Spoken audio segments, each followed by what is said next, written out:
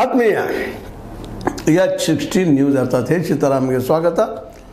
ನಾನು ನಿಮ್ಮವ MI ಅಥವಾ ಮಲ್ಲಪ್ಪ ಜೋತಾವರ್. ಆತ್ಮೀಯರೇ, ಕೃಷ್ಣಾ ಸಹಕಾರಿ ಸಂಘದ ಸಕ್ಕರೆ ಫ್ಯಾಕ್ಟ್ರಿಯ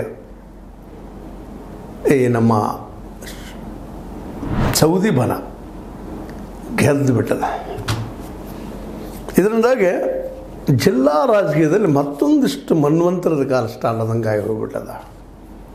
ಹೇಗಾದರೂ ಜಯಿಸಲೇಬೇಕು ಅನ್ನೋ ಒಂದೇ ಒಂದು ಗುರಿಯಿಂದ ನಮ್ಮ BJPಯ ರಮೇಶ್ ಜಾರಕಿಹೊಳಿ ಅವರು, ಜೊತೆಗೆ ಅಲ್ಲಿಯ ಮಹೇಶ್ ಕುಮಟಳ್ಳಿ, ಶ್ರೀಮಂತ್ ಪಾಟೀಲ್, ಜೊತೆಗೆ ಶಹಾಜಹಾನ್ ಝುಂಗರ್ಗಾಂವ್, ಕಾಂಗ್ರೆಸ್ ಮುಖಂಡ ಗಜಾನನ್ ಮಂಗಸೂಳಿ ಎಲ್ಲರೂ ಕೂಡಿಕೊಂಡು ಪ್ರಯತ್ನ ಮಾಡಿದರು.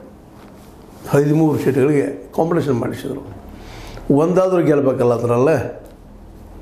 ಇದರಿಂದಾಗಿ ಜಾರಕಿಹೊಳಿಯವರ ಬಣಕ್ಕೆ ದೊಡ್ಡ ಹಿನ್ನಡೆ ಆದಂಗೆ ಆಗಿಬಿಟ್ಟದ. ಇದನ್ನ ಭಾರಿ ಸೋಲು ಅದು ಇದನ್ನು ಹೇಳಿಕ್ಕೆ ಹೋಗೋದಿಲ್ಲ. ಏಕೆಂತಂದರೆ ಸೋಲು ಪಾಪ ನೋವಾಗಿರ್ತದೆ ಅವರಿಗೆ, ಆ ಮಾತನ್ನು ಹೇಳೋಕ್ಕಿಂತಲೂ. ಇದರಿಂದಾಗಿ ನಮ್ಮ ಸೌದಿ ಅವರಿಗೆ ಭಾಳಷ್ಟು ಬೆನಿಫಿಟ್ಸ್ಗಳಾಗುವ ಎಲ್ಲ ಸಾಧ್ಯತೆಗಳು ಹೆಚ್ಚಾಗ್ಯಾವ. ಮತ್ತು ಜಿಲ್ಲೆಯಲ್ಲಿ ಇನ್ನೊಂದು ಪವರ್ ಸೆಂಟರ್ ಆಗುವಂಥ ಸಾಧ್ಯತೆಗಳು ಹೆಚ್ಚಾಗಿದ್ದಾವೆ. ಇವತ್ತು ಇಲ್ಲಿವರೆ ಈ ನಮ್ಮ ಜಾರಕಿಹೊಳಿ ಸಹೋದರರ ಒಂದು ಪವರ್ ಸೆಂಟರ್ ಆಗಿತ್ತು. ಅದಕ್ಕಾಗಿ ಇನ್ನೊಂದು ಸ್ವಲ್ಪ ಅವ್ರ ಜೊತೆಗೆ ಜೊಲ್ಲೆ ಇವ್ರನ್ನೆಲ್ಲ ಜೋಡಿಸ್ಕೊಂಡು ಏನೋ ಒಂದು ಹೋರಾಟ ಮಾಡ್ತಾಯಿದ್ರು. ಹೌದು, ಜಿಲ್ಲೆಯಲ್ಲಿ ಪ್ರಬಲರಾಗಿದ್ದಾರೆ ಜಾರಕಿಹೊಳಿ ಅವರು ಅನ್ನೋದು ಎರಡು ಮಾತಿಲ್ಲ. ಆದರೆ ಶಕ್ತಿಗೆ ಒಂದು ಪ್ರಬಲವಾದ ವಿರೋಧ ಶಕ್ತಿ ಒಂದು ಹುಟ್ಟುಕೊಂಡಿದ್ದಪ್ಪ ಈಗ ಅನ್ನುವಂಥದ್ದು ಮತ್ತು ಸ್ಪಷ್ಟ ಆಯಿತು. ಯಾಕಂದರೆ ಹುಕ್ಕೇರಿ ಮತ್ತು ಅಥಣಿ